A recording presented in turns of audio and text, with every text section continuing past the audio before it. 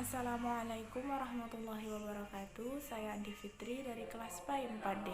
Di sini saya akan menjelaskan materi saya yaitu tentang sasaran, fungsi, dan prinsip-prinsip dari supervisi pendidikan. Supervisi pendidikan adalah hal yang sangat penting di dalam proses pendidikan karena supervisi adalah pembinaan seluruh staf yang terlibat dalam pelaksanaan pendidikan sehingga mereka dapat meningkatkan kemampuan mereka atau memperbaiki segala kekurangan mereka sehingga tujuan dari pendidikan dapat tercapai. Adapun yang pertama yaitu sasaran dari supervisi pendidikan. Sasaran supervisi pendidikan ada 3. Yang pertama yaitu supervisi yang berkaitan dengan akademik. Di sini adalah sasarannya adalah bagaimana memperbaiki masalah-masalah yang berkaitan dengan akademik. Kemudian yang kedua yaitu supervisi lembaga. Di sini adalah supervisi ini sasarannya bukan tertuju pada satu orang atau satu objek, tetapi seluruh yang terlibat atau hal-hal yang terlibat di dalam lembaga pendidikan tersebut, seperti meningkatkan kualitas sekolah, memperbaiki atau meningkatkan nama baik sekolah, dan lain sebagainya. Kemudian yang ketiga adalah supervisi administrasi. Di sini sasarannya adalah berusaha memperbaiki masalah-masalah yang berkaitan dengan administrasi peserta didik. Kemudian poin 2 adalah fungsi dari supervisi pendidikan. Seorang supervisor harus atau perlu memahami secara jelas apa tugas dan tanggung jawab yang dipercayakan kepada mereka. Kemudian pembagian dari fungsi-fungsi supervisi pendidikan yang pertama yaitu penelitian. Di sini supervisi berfungsi melakukan penelitian untuk mencari masalah atau hal-hal yang tidak sesuai dengan situasi pendidikan. Kemudian yang kedua yaitu penilaian. Di sini setelah melakukan penelitian, supervisor melakukan penilaian, di mana di sini supervisor menarik kesimpulan dari penelitian tadi tentang masalah apa yang dihadapi dalam situasi pendidikan. Kemudian yang ketiga perbaikan. Setelah melakukan penilaian, kemudian supervisor atau supervisi berusaha memperbaiki masalah-masalah atau meningkatkan situasi atau keadaan pendidikan atau proses pengajaran atau semua hal-hal yang berkaitan dengan proses pendidikan tersebut sehingga dapat menjadi lebih baik lagi. Kemudian peningkatan.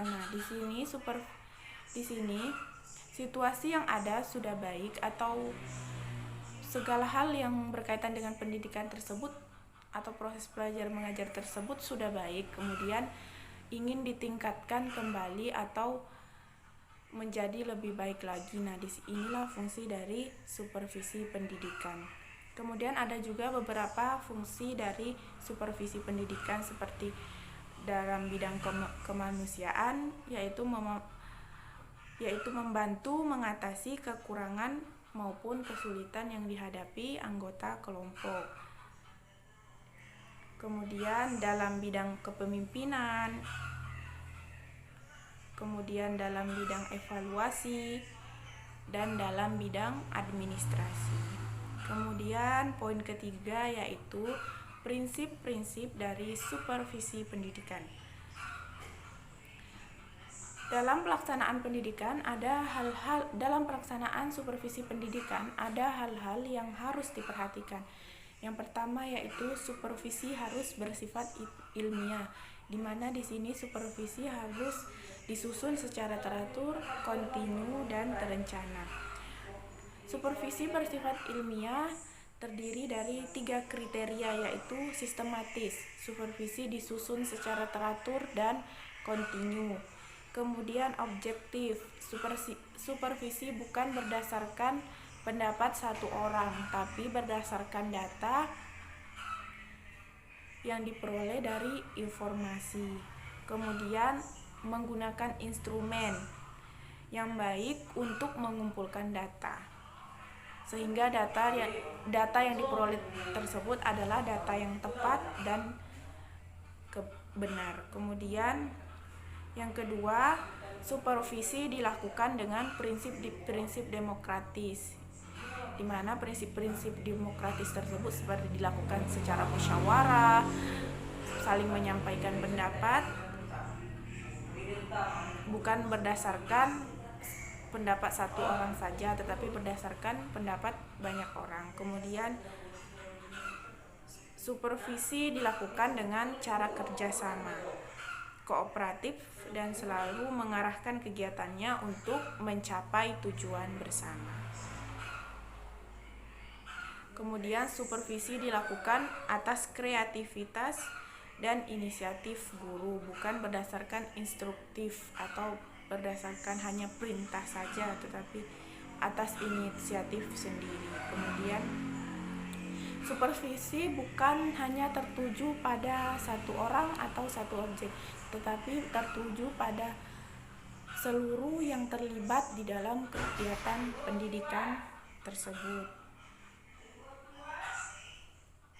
Kemudian Suharsini Arikunto juga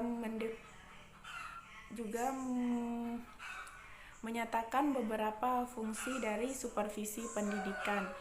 Yang pertama yaitu supervisi bersifat memberikan bimbingan dan memberikan bantuan kepada guru dan staf sekolah untuk mengatasi masalah dan kesulitan yang dihadapi. Jadi supervisi ini memberikan bimbingan kepada guru atau kepala sekolah atau seluruh yang terlibat di dalam proses pendidikan tersebut agar masalah yang dihadapi atau kekurangan yang ada di dalam proses belajar mengajar tersebut dapat diperbaiki. Kemudian yang kedua adalah pemberian bantuan dan bimbingan dilakukan secara langsung.